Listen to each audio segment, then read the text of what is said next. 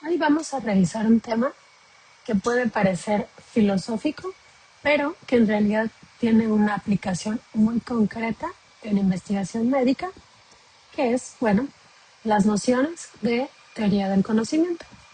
La teoría del conocimiento nos ayuda a pensar mejor cómo construimos nuestras explicaciones sobre los problemas del servicio. Esto es muy importante porque un protocolo sólido no empieza con estadísticas, sino con una buena forma de conocer y plantear el problema de investigación que nos interesa estudiar.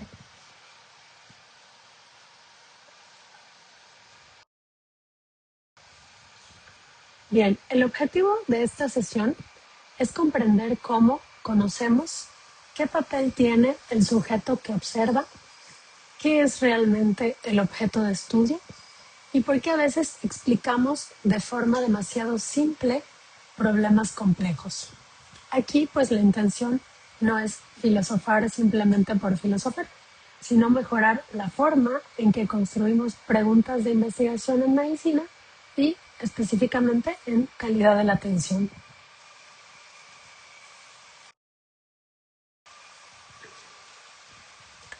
La teoría del conocimiento estudia cómo conocemos, qué podemos conocer, con qué certeza y cuáles son los límites del conocimiento. En medicina esto es muy útil porque nos obliga a distinguir entre 4 niveles distintos: lo que observamos, lo que interpretamos, lo que suponemos y lo que realmente podemos demostrar con evidencia. Muchas veces estos niveles se mezclan y de ahí surgen errores en la formulación de dicho problema.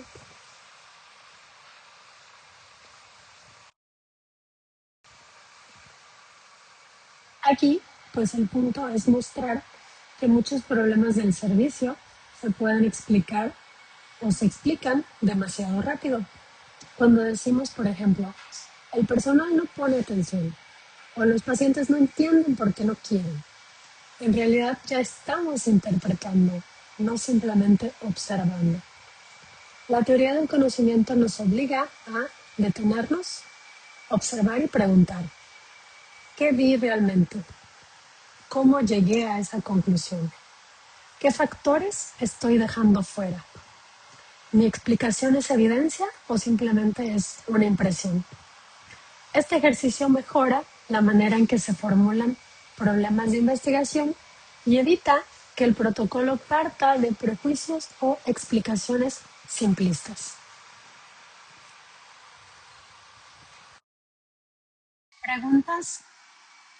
Preguntas como: ¿qué significa conocer?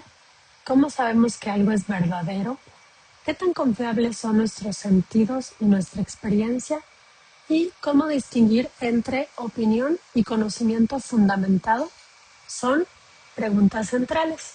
En investigación médica, estas preguntas son muy prácticas porque determinan si lo que decimos sobre un problema del servicio está bien sustentado o solo parece convincente.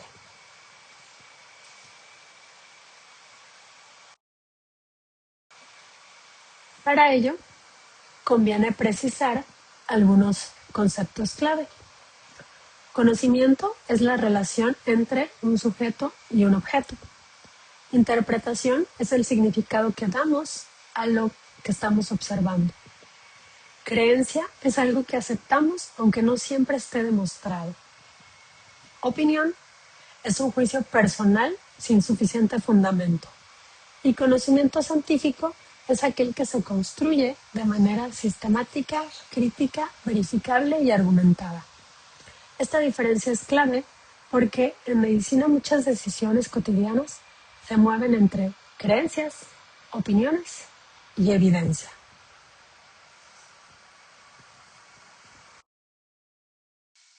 Okay. Siguiendo con el ejemplo de las clases anteriores, podemos observar en la práctica cotidiana que hay retraso en la atención inicial y podemos pensar apresuradamente que el personal pues no se está organizando bien. Sin embargo, esta interpretación puede ser incompleta si no se analizan otros elementos importantes que pudieran estar interviniendo, como puede ser la sobrecarga asistencial, la falta de personal, la mala distribución del flujo, tiempos muertos administrativos, fallas del sistema de referencia o ausencia del triage funcional. El problema es que entre una y la observación y realmente el problema hay muchos otros factores. Lo importante aquí es entender que observar no es lo mismo que explicar.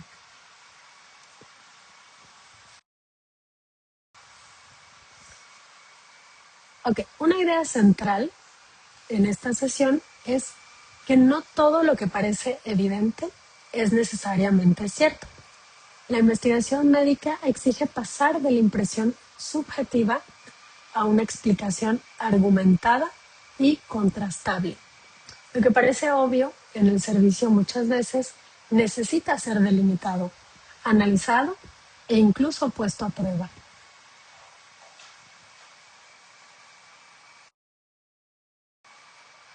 En términos clásicos, conocer implica tres elementos: el sujeto, el objeto y la operación cognoscitiva. Esto ayuda a romper la idea de que conocer es simplemente ver algo. En realidad, conocer implica una relación entre quien conoce, aquello que quiere conocer, y el proceso mental mediante el cual lo interpreta y lo vuelve inteligible.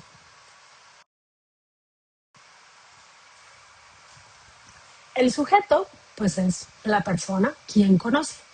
Puede ser ya sea un médico, un investigador, profesional de la salud, equipo clínico, entre otros. Pero el sujeto nunca conoce de manera completamente neutra. Siempre llega con formación previa, experiencia clínica, creencias, lenguajes, valores, marcos conceptuales, etcétera. Todo un bagaje previo, y por eso investigar bien no significa fingir neutralidad absoluta, sino reconocer desde qué supuestos estamos observando, desde dónde estamos parados.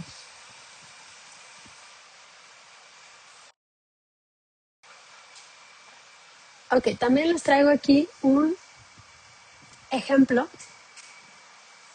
sobre el sujeto del conocimiento. Este ejemplo muestra cómo un sesgo inicial cambia la forma de ver el problema. Si alguien ya cree que las caídas ocurren porque el paciente no sigue indicaciones, probablemente va a ignorar otros factores como la evaluación deficiente del riesgo, la sedación, la iluminación o la ausencia de acompañamiento. La enseñanza aquí es que el sujeto no es un observador pasivo, sino que participa generalmente activamente en la construcción de dicho conocimiento.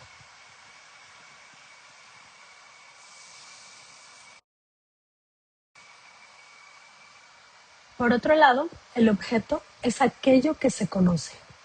En investigación médica puede ser una enfermedad, un signo clínico, un evento adverso, un proceso asistencial, un indicador de calidad, la experiencia del paciente o un sistema de atención. Aquí el reto metodológico es delimitar bien qué vamos a estudiar, porque un objeto mal definido produce preguntas vagas y diseños débiles.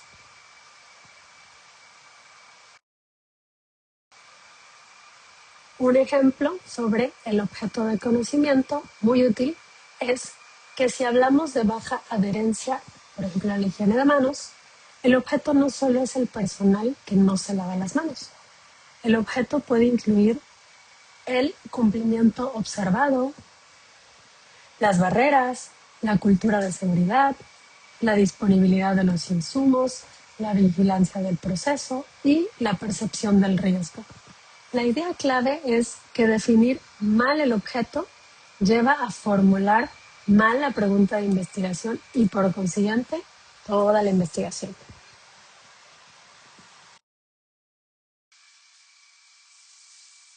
También la operación cognoscitiva es el acto mediante el cual el sujeto entra en relación con el objeto y lo comprende. El pensamiento organiza esa experiencia y permite formular conceptos, juicios, inferencias e hipótesis. En otras palabras, no pasamos automáticamente de ver algo a directamente investigarlo. Hay un proceso de elaboración mental que convierte una percepción en conocimiento. Este proceso pues incluye percibir, comparar, analizar, interpretar, abstraer y conceptualizar. Ese recorrido es muy importante porque muestra que investigar comienza mucho antes del diseño del estudio. Empieza desde la manera en la cómo pensamos y cómo estamos abordando el fenómeno.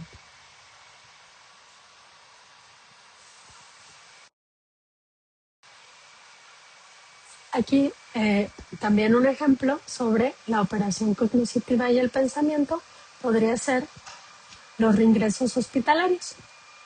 Estos ilustran muy bien el paso de la clínica a la investigación. Primero se observa el fenómeno, luego se comparan los casos, se identifican los patrones, se formula una posible explicación y finalmente se transforma esa observación en una pregunta investigable.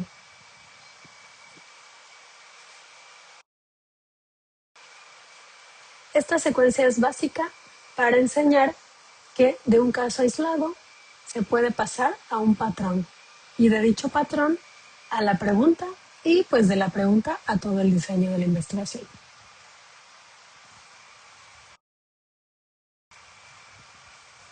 Ok, aquí vamos a ver algunas posturas desde las cuales nosotros podemos abordar un sujeto o un objeto de estudio. Por un lado está el realismo, el cual sostiene que la realidad existe independientemente del sujeto. Esto, llevado a la medicina, significa que una infección nosocomial, una caída, una tasa de reingresos o un evento adverso son hechos que existen y pueden medirse independientemente de mí como sujeto.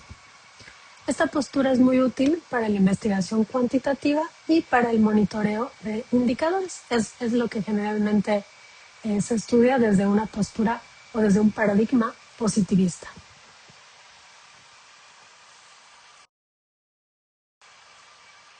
Por otro lado, tenemos el idealismo. Este pone más énfasis en que el conocimiento está mediado por el sujeto, por los conceptos y por la interpretación. En medicina esto se nota en cómo definimos conceptos como calidad, cómo entendemos la experiencia del paciente, cómo interpretamos la satisfacción o el maltrato. Y aquí el mensaje es que no todo en salud es solo un dato duro, sino que también hay significados construidos por personas y por diferentes contextos.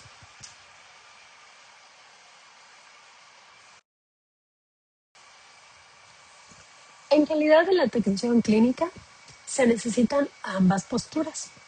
Necesitamos, por ejemplo, una mirada realista para medir indicadores, eventos, resultados, pero también una mirada interpretativa para comprender la percepción del paciente, la cultura organizacional, la experiencia del personal, etc.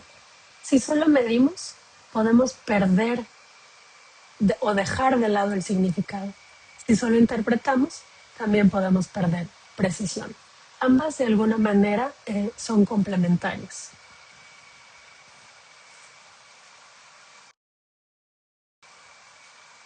Ok, aquí les traigo un ejemplito de cómo se vería un problema relacionado con la insatisfacción del paciente. Desde la postura realista se podría establecer cómo medir el porcentaje de pacientes insatisfechos, tiempos de espera, quejas, reingresos. Y desde una postura o desde una mirada interpretativa iría más bien, más que medir, iría enfocado más en comprender cómo el paciente vive la atención, qué considera trato digno, qué entiende por información insuficiente. Así, en investigación clínica y en calidad no basta simplemente con medir. A veces también hay que comprender significados, vivencias, experiencias, etc.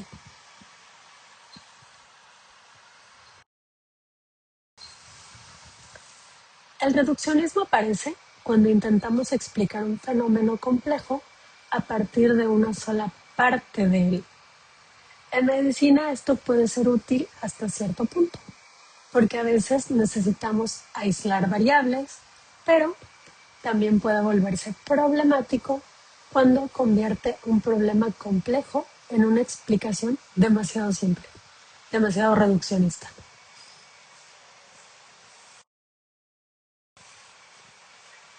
Aquí les presento algunos ejemplos clásicos del reduccionismo en los servicios, como por ejemplo decir que la mala calidad se debe solo a una falta de actitud, que la no adherencia es solo falta de interés del paciente o que los eventos adversos son solo errores humanos.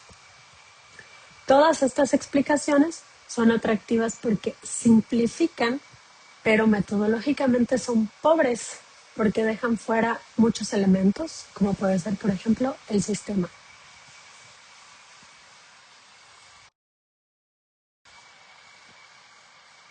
Ok, esta diapositiva es muy importante en el caso específico de esta especialidad, ya que los problemas de calidad casi nunca tienen una sola causa. Intervienen muchos factores como humanos, clínicos, organizacionales, comunicativos, culturales, normativos y tecnológicos.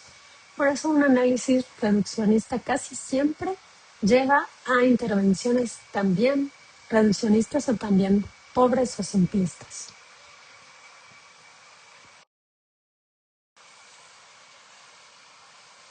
Ok, vamos a ver aquí un ejemplito sobre el reduccionismo. Un ejemplo de reduccionismo enfocado a errores en la medicación. Decir que el personal se equivoca por descuido es una explicación lineal y es muy común. En cambio, una visión más completa obliga a considerar interrupciones, prescripciones poco claras, falta de conciliación, sobrecarga, doble transcripción, ausencia de alertas y mala comunicación entre turnos, etc. El punto metodológico aquí es que el protocolo debe evitar explicaciones demasiado lineales cuando un fenómeno no es lineal y generalmente es multifactorial.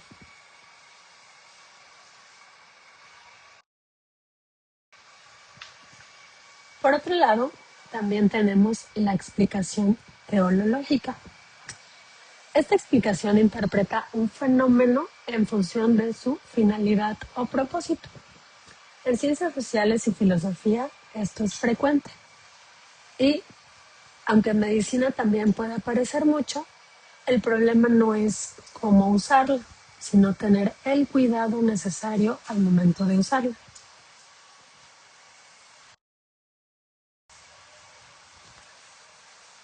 Por ejemplo, cuando decimos que el comité de calidad existe para mejorar la atención o que el consentimiento informado sirve para proteger la autonomía o que la vigilancia epidemiológica se implementa para prevenir daño, estamos explicando la finalidad de estas acciones.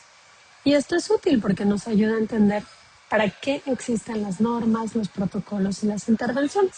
Son explicaciones teológicas que nos señalan la finalidad de una acción o una institución. Sin embargo, el matiz importante es este. La explicación teológica sirve para entender el propósito de algo, pero no basta para explicar por qué ese algo funciona mal en la práctica.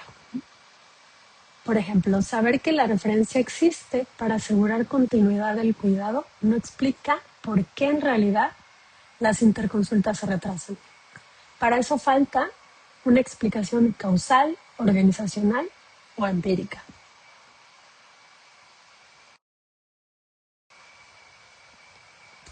En calidad de la atención clínica es muy común confundir la finalidad de un proceso con su funcionamiento real.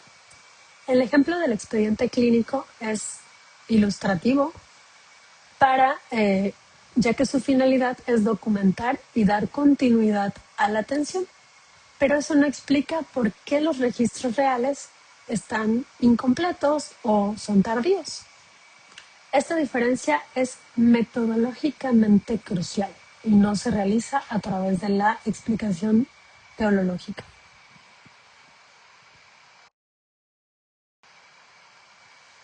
Una idea importante es que la investigación debe distinguir entre el propósito de una acción o sistema y las causas reales de su funcionamiento o falla. Si no hacemos esa distinción, confundimos discurso normativo con explicación científica.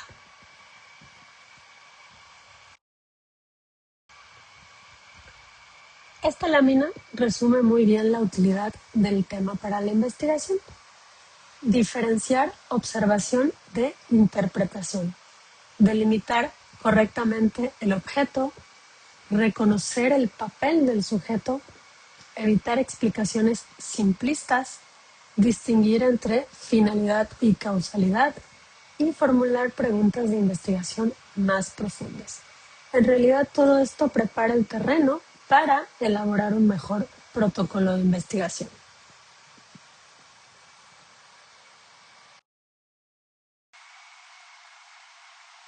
Vamos a ver un ejemplo que integra todos los temas que vimos anteriormente. Supongamos que quiero investigar el incumplimiento del expediente clínico. ¿Qué debo hacer? Bueno, primero que nada, ver quién va a observar, el sujeto. Reconocer también desde qué supuestos viene este sujeto. Definir qué parte del expediente o del proceso voy a estudiar, el objeto. Distinguir entre medir incumplimiento y comprender por qué se percibe como poco relevante las posturas, desde el realismo o desde el idealismo, interpretativismo. También debo evitar explicaciones simplistas, reduccionismo, y diferenciar entre la finalidad del expediente y sus problemas reales de uso, la teleología. Esta es la mejor forma de mostrar o de presentar a través de un ejemplo que la teoría del conocimiento sí tiene una aplicación real y no se queda únicamente en lo filosófico.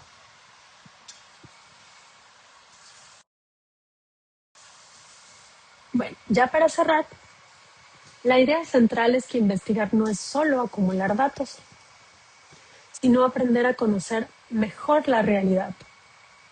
En medicina, y específicamente en calidad, eso exige distinguir entre lo que vemos, lo que interpretamos, lo que creemos y lo que realmente podemos demostrar. El conocimiento no es inmediato, se va construyendo. Y justamente por eso la investigación exige precisión conceptual, vigilancia de nuestros supuestos y cuidado para no caer ni en reduccionismos ni en confusión entre causas y finalidades.